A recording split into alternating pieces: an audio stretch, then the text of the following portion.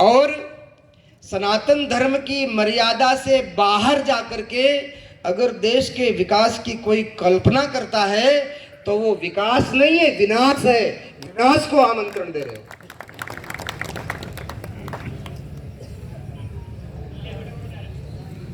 जिस विकास में हमारी संस्कृति सुरक्षित ना हो, जिस विकास में हमारा धर्म सुरक्षित ना हो, जिस विकास में हमारे तीर्थ सुरक्षित ना हो, जिस विकास में हमारे महापुरुषों के जीवन पर प्रश्न चिन्ह लगता हो, हमारे राष्ट्र की सीमाएं सुरक्षित ना हो, बहुसंख्यक हिंदू समाज सुरक्षित ना हो, उस विकास को क्या करें? चाटें? ऐसा विकास तो भैया तुम्ही को मुबारक हो, हमें वो विकास नहीं चाहिए। हमें सांस्कृतिक राष्ट्रवाद, देश में हमारी संस्कृति सुरक्षित रहे, हमारे राष्ट्र की सीमाएं सुरक्षित रहे, आंतरिक और बाह्य दृष्टि से जो इस देश की सुरक्षा कर सके ऐसी राजनीतिक विचारधारा देश में स्थापित हो, उसके हाथ में देश की सत्ता को सुपुर्द किया जाए तो हम निश्चिंत हो सकते हैं। बाकी महाराज, जो इस संस्कृति और सभ्यता से अनभिज्ञ लोग हैं, उनके हाथ में देश की सत्ता सौंप दी जाए तो हम निश्चिंत नहीं हो सकते। हमारे अपने ही हैं सीपी जोशी डॉक्टर साहेब, समादरणीय ब्राह्मण देवता हैं, पढ़े लिखे हैं। महाभारत का दृश्य आपको याद करना पड़ेगा। कौरवों की सभा में पितामह भीष्म थे, द्रोणाचार्य थे, कृपाचार्य थे, कर्ण थे। कर्ण एक मन सोने का रोज दान करता था। अष्ट वसुओं में से एक वसु पितामह भीष्म थे। सप्त चिरंजीवियों में से एक चिरंजीवी कृपाचार्य थे और गुरु द्रोण। ये सारे के सारे धर्म धुरंधर लोग थे, लेकिन इनको आज्ञा किसकी माननी होती थी? कर्ण की। डॉक्टर साहब से हमको क्या विरोध हो सकता है? पंडित जी महाराज है, स्वागत है उनका, बहुत बहुत प्रणाम करते। लेकिन डॉक्टर साहब को किसके अनुशासन में रहना है?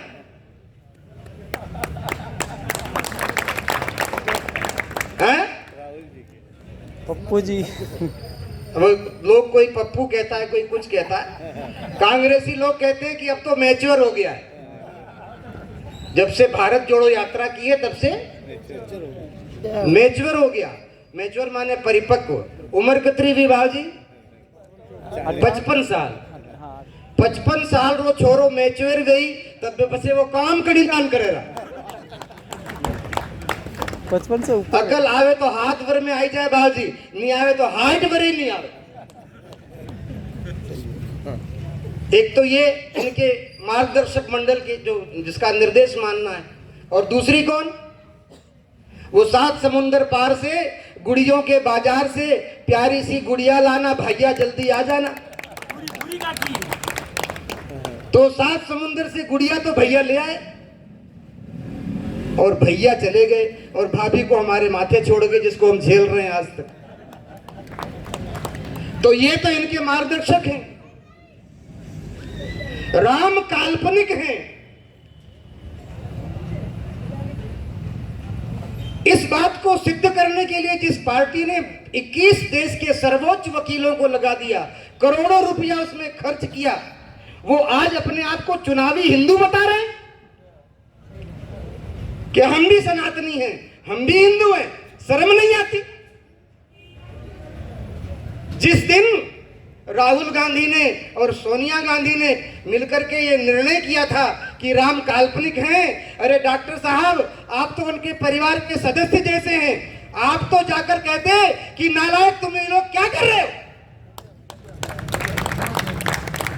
उनके कुत्ते की प्लेट में बिस्किट खा के आने वाले पारिवारिक संबंधी लोग उनको जाके रोक नहीं सकते थे? और कहते हैं कि हम हिंदू हैं, हम ब्राह्मण हैं, हम सनातनी हैं। महाराणा प्रताप, एक दिन मेरे को किसी ने वीडियो बताया, कह रहे थे कि बीजेपी वालों ने महाराणा प्रताप का बीजेपीकरण कर दिया, इसका महाराणा प्रताप का बीजेपीकरण कर दिया। महाराणा प्रताप तो हमारे भी हैं। अरे भैया तुम्हारे हैं, लेकिन दूसरे नंबर पर अगर तुम्हारे महाराणा प्रताप होते तो पिछली कांग्रेस बनने के 6 महीने के अंदर 10वीं की पाठ्य पुस्तक के इतिहास की पुस्तक में आपने परिवर्तन करा दिया और महाराणा प्रताप को हल्दी घाटी का युद्ध हारा हुआ घोषित कर दिया।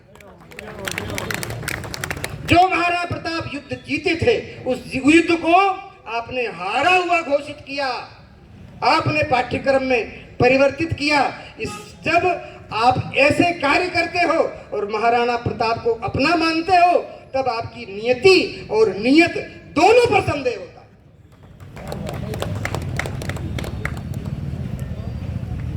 जो ये स्थिति देश में बन रही है, चारों तरफ से सनातन संस्कृति पर आक्रमण हो रहा है, लव जिहाद के नाम पर, लैंड जिहाद के नाम पर, और न जाने क्या क्या। क्या आप सोचते हो कि जो देश में जनसंख्या का जो अनुपात तेजी से बदल रहा है, अगर यही स्थिति रही, देश की डेमोग्राफी अगर इसी गति से बदली, तो आने वाले 20, 30, 40 सालों में क्या स्थिति होगी? जिस गति से एक संप्रदाय विशेष की संख्या बढ़ रही है और दूसरे समुदाय की संख्या घट रही है, और जब संप्रदाय विशेष की संख्या जहां जहां बढ़ी है वहां वहां देश बटा है, ये इतिहास है। वर्तमान का पाकिस्तान ये कभी भारत का अभिन्न अंग हुआ था, अखंड भारत का टुकड़ा था। अफगानिस्तान, बांग्लादेश, म्यांमार, ये सारे देश कभी इस आर्यावर्त की भूमि के खंड हुआ करते थे। लेकिन जैसे जैसे हिंदुओं की संख्या वहां घटती गई, वैसे वैसे देश टूटता गया, छोटा होता गया, सिमटता गया, और सिमटते सिमटते अब मात्र ये जो अभी हमारे पास भारत भूमि का टुकड़ा है वो बचा है। और यहां भी अगर सिमटता गया तो तुम्हारे लिए क्या बचेगा? कौन हिंदुओं को, विश्व में ऐसा कौन सा देश है जो 120 करोड़ हिंदुओं को स्वीकार कर लेगा? कहीं तुम्हारे लिए जगह है? हिंद महासागर में सामूहिक रूप से जाकर डूब मरने के अलावा और कोई चारा नहीं तुम्हारे पास। ये स्थिति जो कश्मीर में हुई, पाकिस्तान में हुई, बांग्लादेश में हुई, वो स्थिति यहां भी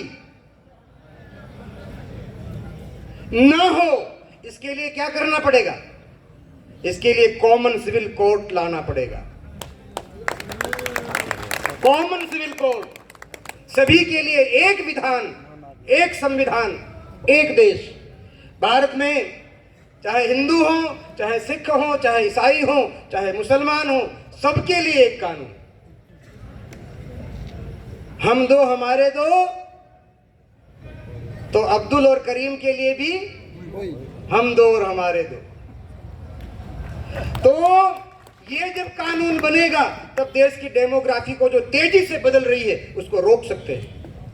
और क्या भारतीय जनता पार्टी के अलावा देश में और जितनी पार्टियां हैं, किसी से अपेक्षा कर सकते हो कि वो कॉमन सिविल कोड लाएंगे?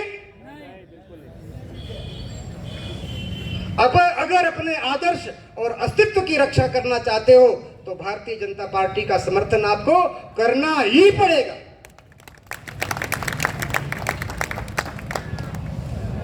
सभी सनातन धर्मावलंबियों को गाय के प्रति श्रद्धा है। गौ माता सबकी माता है। आप सब लोग चाहते हो कि गायों की रक्षा हो, गौ माता की हत्या बंद हो देश में, चाहते हो? तो इसके लिए कठोर कानून बनाना पड़ेगा। गो हत्यारे को प्राण दंड दिया जाए, ऐसा कानून बनाना पड़ेगा। तो भैया क्या आप अपेक्षा करते हो? इन 7 समुद्र पार वाली और इनका जो संगठन है, कहीं का ईंट कहीं का रोड़ा, भानुमति ने कुनबा जोड़ा, जो इस कुनबे को बनाया है इंडिया नाम का गठबंधन, इस इंडिया गठबंधन से आप अपेक्षा करते हो कि ये गोरक्षा का कानून लेकर आएंगे? तो जब नहीं लेके आएंगे तो क्यों बावड़े हो रहे हो? केरल में गाय काटी इन्होंने खुद ने खुलेआम। जहां जहां देखो, केरल में, कर्नाटक में बजरंग दल पर प्रतिबंध, आरएसएस पर प्रतिबंध, विश्व हिंदू परिषद पर प्रतिबंध और सिम्मी को समर्थन।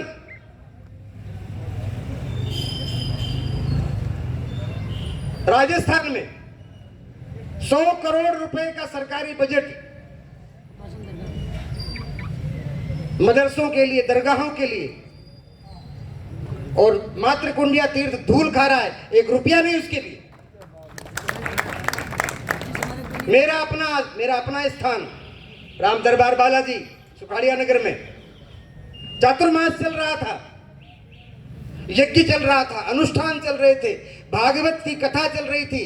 36 जात नाद्वारा की सर्व सनातन धर्म समाज के लोग उस अनुष्ठान में तन मन से जुड़े हुए थे और उस चलते हुए अनुष्ठान में जेसीबी भेजी तोड़ने के लिए।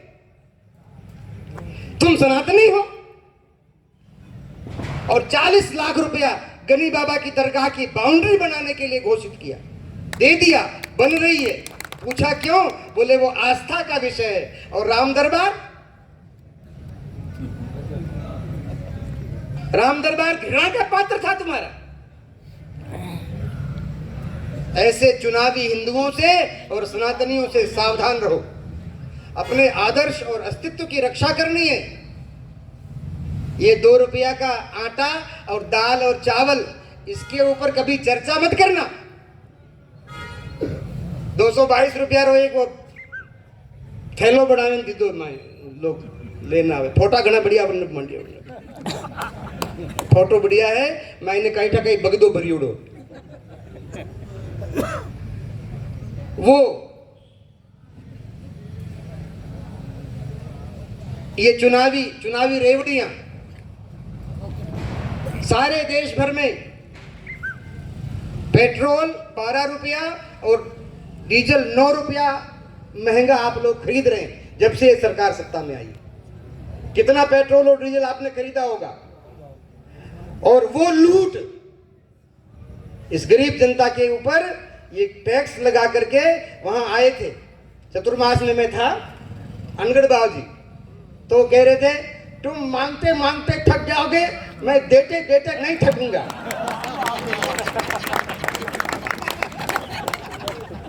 अतराइस थारे खजाना में भरियोड़ो हो तो डीजल पेट्रोल माटे सब्सिडी दे दे तो नहीं।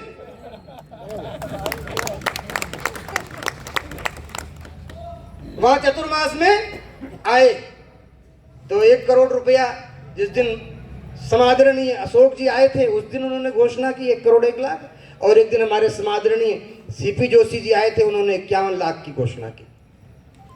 और उसका फायदा उठाने की पूरी कोशिश की जा रही है कि हमने दिया फर्जेब दे दो कहीं। सांवरिया जी मंदिर ट्रस्ट का पैसा, सांवरिया जी ट्रस्ट करनो, सांवरिया जी मंदिर करनो, अपना सनातन धर्मावलंबी हो, चौमासो करनो सनातन धर्मावलंबी हो।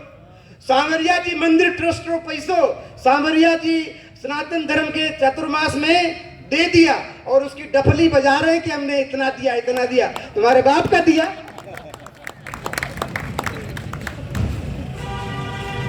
मंदिर में जो चढ़ावा आता है वो श्रद्धालु इसलिए देते हैं कि इन ठाकुर जी की सेवा में काम में आवे। उस संप्रदाय के, उस मजहब इज्म के सेवा में वो पैसा खर्च हो। श्रीनाथ द्वारा मंदिर ट्रस्ट, श्री दानाथ द्वारा मंदिर ट्रस्ट से 25 करोड़ रुपया मंदिर का लेकर के और स्कूल, सड़क और रोड लाइटों में खर्च किया गया। वो पैसा किसी सरकार का नहीं था, वो पुष्टि मार्गी वैष्णवों का पैसा था। वो पुष्टि मार्ग की परंपरा को सुदृढ़ करने में, ठाकुर जी की सेवा में और ठाकुर जी की संपत्ति की सुरक्षा में व्यय होना चाहिए। अगर स्कूल बनाना है तो सरकार से बजट लाओ, बनाओ। हमारे पैसे पर तुम्हारा क्या अधिकार है? और श्रेय लेने की कोशिश कर रहे हैं। विकास पुरुष, विकास पुरुष मु तो समझतो कि भणियो गणियो होशियार वेला, पण यो तो वज्र मूर्ख निकलियो।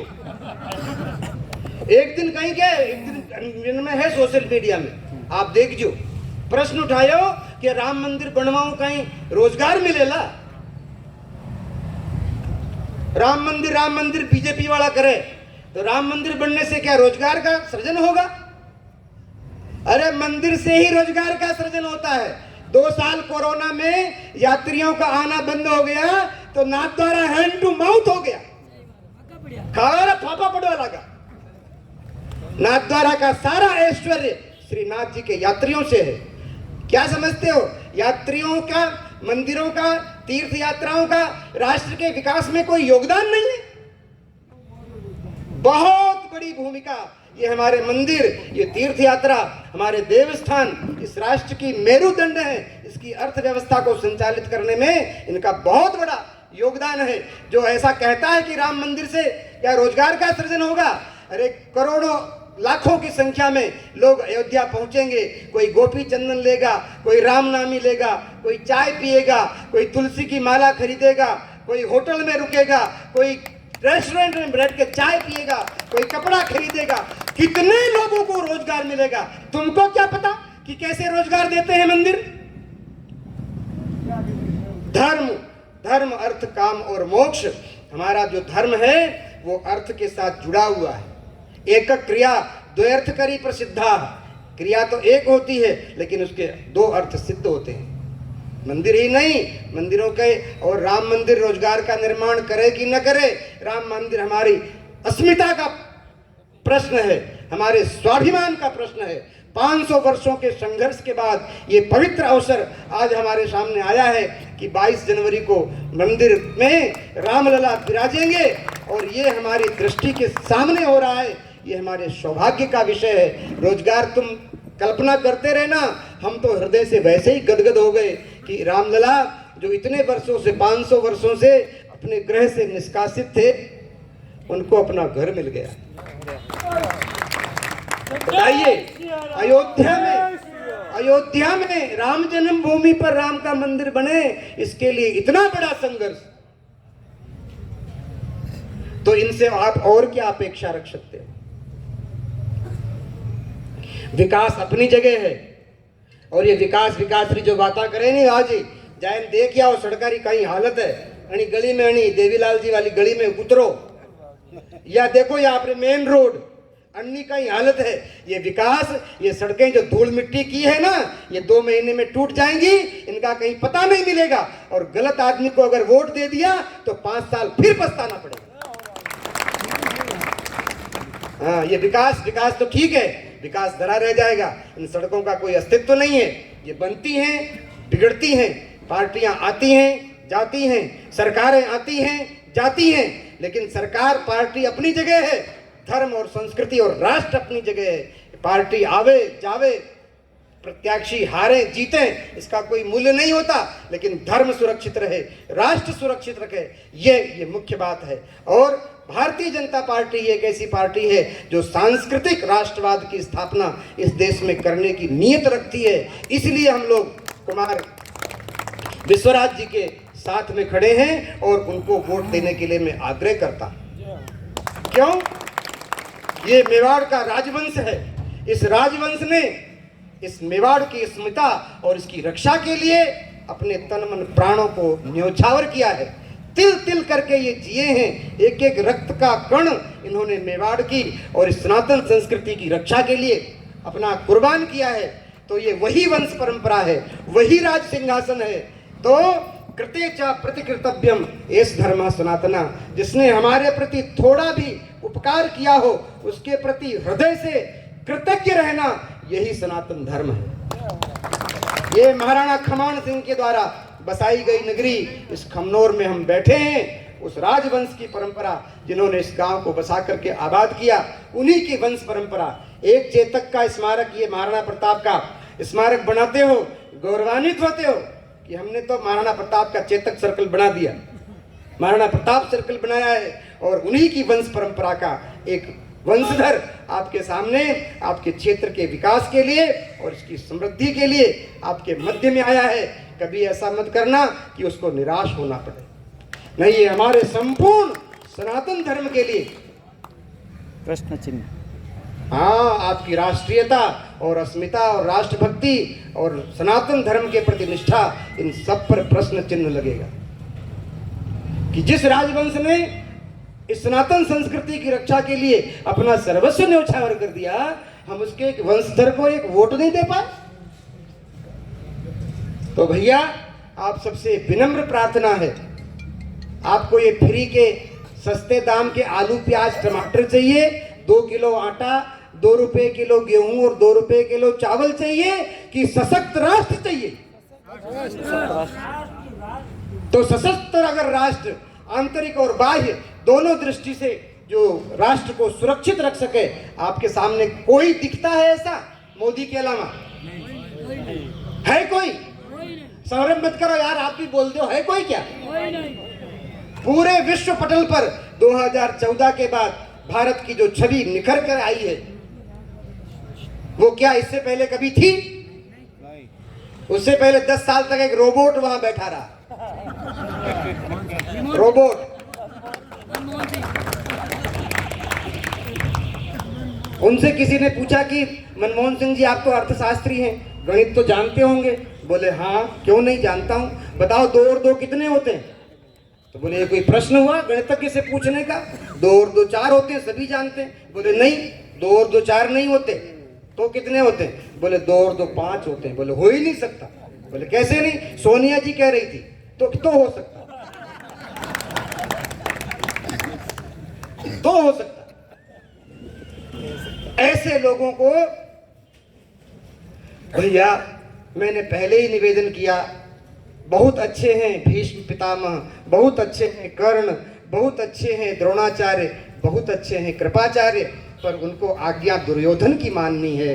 ऐसे ही डॉक्टर साहब बहुत अच्छे हैं, सीपी साहब बहुत अच्छे हैं, पढ़े लिखे हैं, विद्वान हैं, पर इनको कहना मानना है पप्पू भाई उन्हें नाजोगारो। उनके अनुशासन में रह करके और इनको कार्य करना है। तो भैया, तुम्हारी निष्ठा, तुम्हारी स्वामी भक्ति तुमको मुबारक हो। ये बहुसंख्यक सनातन हिंदू समाज आपकी इस श्रद्धा के साथ अपनी श्रद्धा समर्पण नहीं कर सकता। इसीलिए मैं कह रहा हूं, विश्वराज प्रताप सिंह हमारे कोई रिश्तेदार नहीं लागे, समझा नहीं? और मारो व्यक्तिगत कोई स्वार्थ भी नहीं। मोत्री मेहनत क्यों करी दो? आपने वास्ते कि आप री आवा वाली पीढ़ियां स्वतंत्रता पूर्वक रह सकें, अपने आदर्श और अस्तित्व की रक्षा करके, इस राष्ट्र की सुरक्षा करके रह सकें। इसलिए जो 2014 में जो लहर बनी थी, 19 में और फिर अगला 24 में, इस लहर को ठंडी नहीं होने देना।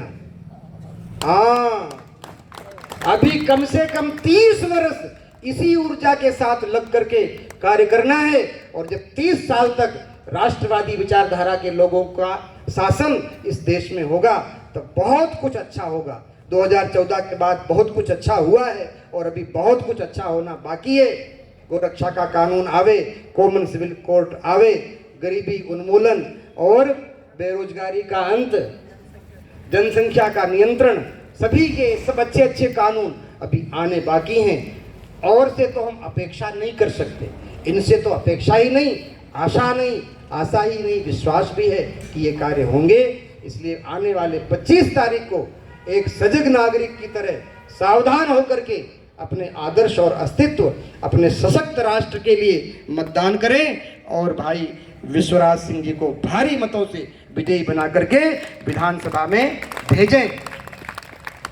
मुझे विश्वास है कि ये प्रत्याशी आपके अधिकारों के लिए विधानसभा में आपकी भावना को वाणी प्रदान करेगा। भ्रष्ट नहीं है, ख्याति फैलाएंगे। सज्जन आदमी है, भ्रष्ट नहीं है, ईमानदार है। इसलिए ऐसे ईमानदार, सज्जन और एक गौरवशाली परंपरा के उस व्यक्ति को समर्थन प्रदान करें और अपने कर्तव्य का निर्वाह करें। धर्म की जय हो, अधर्म का नाश हो, प्राणियों में सद्भावना हो, विश्व का कल्याण हो, गौ माता की जय हो, भारत माता की जय हो, श्री महाराणा प्रताप की जय हो, मेवाड़ की वीर भूमि की जय हो। नमः पार्वती पतये, हर हर हर महादेव महादेव।